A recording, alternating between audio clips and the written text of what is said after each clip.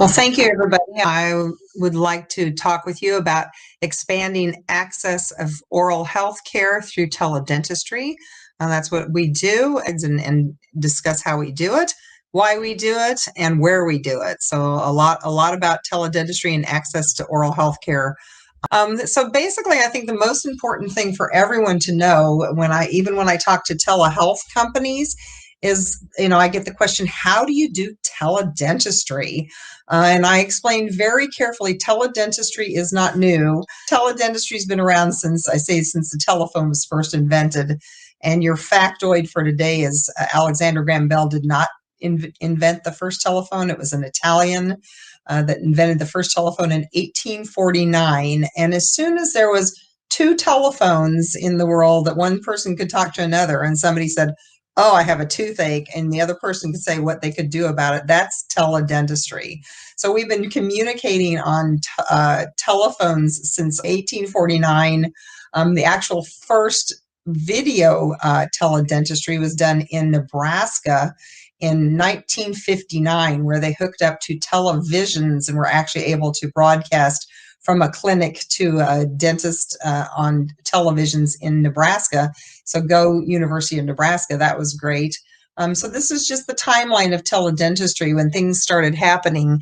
In 2010, the Pacific Center a dental school actually started the and they would send, in California, we're allowed to send hygienists out with nomads and cameras and be able to send the x-rays back to the dentist, and the hygienist could operate without direct supervision, and the dentist could have a satellite clinic with a hygienist out taking x-rays, and the dentist could say, that person has cavities and needs to come see me.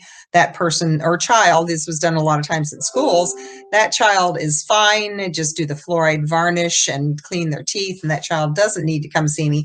So California has been using the dental home concept with teledentistry 9 years now. Then finally in 2018, the American Dental Association came out with 2 billable codes for teledentistry.